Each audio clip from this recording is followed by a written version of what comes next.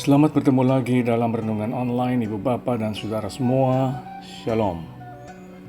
Ini adalah renungan dengan tema Buta terhadap tanda-tanda zaman berdasarkan Injil Matius pasal 16 ayat 1 hingga 4. Kapan kita melihat dua orang atau dua pihak yang bertentangan, saling bergandengan tangan, malahan saling merangkul? Jawabnya, ketika mereka sama-sama senasib atau sama-sama punya musuh bersama. Dalam ilmu psikologi, ada yang disebut common enemy effect, yaitu efek musuh bersama. Inilah suatu gejala ketika anggota dari suatu kelompok bekerja sama padahal mereka sebenarnya saling bermusuhan. Dalam perikop Matius pasal 16 ayat 1 hingga 4, kita melihat efek musuh bersama di dalam diri orang-orang Farisi dan Saduki. Siapakah mereka?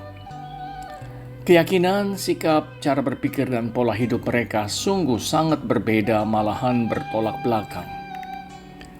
Farisi adalah suatu kelompok di dalam masyarakat Yahudi pada masa itu yang hidup berdasarkan hukum lisan maupun peraturan ahli Taurat.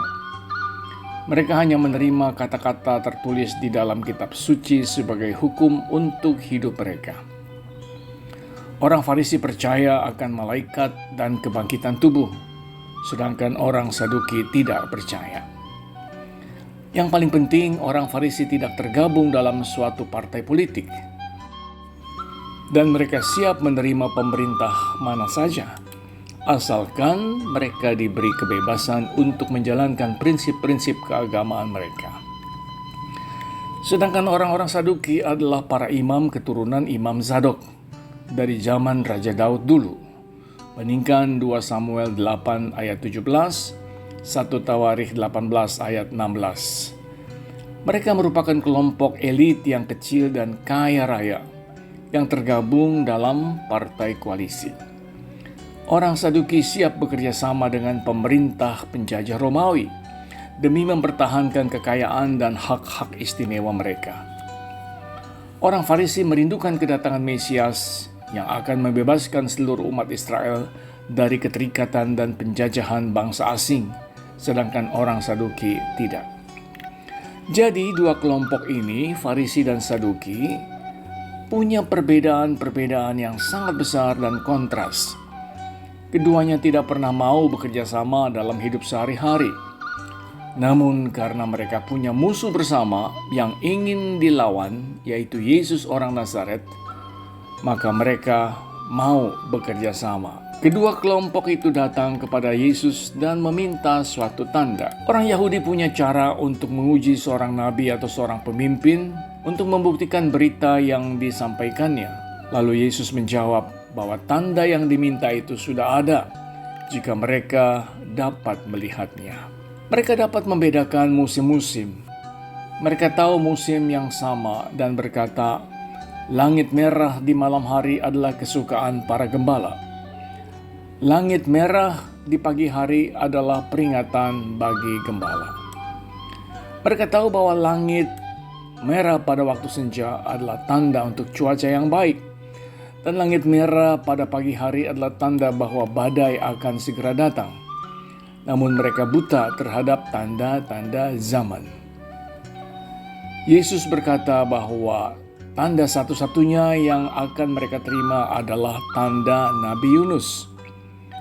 Kita sudah melihat apa yang dimaksudkan dengan tanda Yunus itu. Bandingkan Matius pasal 12 ayat 38 sampai dengan 40. Yunus adalah nabi yang mengajak penduduk kota Ninive untuk bertobat dan membuat mereka berbalik dari jalan yang sesat kepada Allah. Tanda yang membuat penduduk Ninive berbalik kepada Allah bukanlah tanda atau fakta bahwa Yunus telah ditelan oleh seekor ikan besar. Mereka tidak tahu apa-apa tentang hal itu. Yunus pun tidak pernah memakai pengalaman itu sebagai alat untuk mengajak penduduk Ninive percaya kepadanya. Namun tanda Yunus adalah Yunus sendiri, dan berita yang disampaikannya itu berasal dari Allah. Munculnya Nabi Yunus dan berita yang disampaikannya telah mengubah hidup penduduk Ninive. Jadi yang dimaksud Yesus dengan tanda dari Allah itu adalah dirinya sendiri dan berita yang ia sampaikan. Yesus seolah-olah mau berkata, di dalam aku kalian sudah melihat Allah dan kalian bertemu dengan kebenaran yang datang dari Allah. Apa yang aku sudah kerjakan, itulah yang Allah sendiri kerjakan. Apa yang aku katakan, itulah yang Allah sendiri sudah katakan. Namun kalian semua buta dan tuli, sehingga tidak dapat melihat dan mendengarnya. Apabila manusia tidak dapat melihat Allah di dalam Yesus, maka mereka pun tidak dapat melihat Allah di dalam apapun dan siapapun. Tetapi umat Allah selalu mengakui dan dapat berkata, di dalam Kristus kita bertemu dengan Allah dan kita dapat melihat perbuatan Allah. Kita pun mendengar firman Allah, sebab Dia adalah anak tunggal Allah. Nah saudara, apa arti dari perikop ini bagi kita semua sekarang? Kita tahu dan sadar bahwa Indonesia adalah negeri yang sangat majemuk, terdiri dari ratusan suku bangsa, bahasa, dan berbagai keyakinan atau kepercayaan serta aspirasi. Namun bangsa yang majemuk ini diikat dan dipersatukan oleh Pancasila yang mempunyai semboyan Bhinneka Tunggal Ika. Di dalam kenyataannya, orang seringkali lupa akan Pancasila, sehingga negeri ini rawan menjadi terpecah belah, hancur berantakan. Kita perlu mencari musuh bersama, supaya semua kelompok yang berbeda-beda dapat dan mau bekerja sama untuk melawannya. Menurut hemat saya, musuh bersama kita sungguh sangat banyak. Contohnya seperti pandemi COVID yang belum lama ini melanda seluruh dunia. Lihat dan perhatikanlah semua umat manusia, apapun agamanya, atau ideologinya, atau aspirasi politiknya. Semua bersama-sama bergandengan tangan untuk melawan pandemi COVID. Bukan hanya itu, musuh bersama kita yang lain itu adalah kemiskinan, kebodohan, kemalasan, korupsi, bencana alam, dan masih banyak yang lain lagi. Andaikan saja kita semua mau bergandengan tangan dan bekerja sama, pasti kita sanggup untuk melawan dan mengalahkannya. Musuh bersama kita yang paling tangguh ialah iblis, yang selalu menggoda dan mencobai kita untuk meninggalkan Allah yang penuh kasih. Marilah kita tetap setia untuk bekerja sama dengan semua pihak demi melawan musuh bersama kita. Amin. Marilah kita berdoa dalam nama Bapa, Anak, dan Roh Kudus.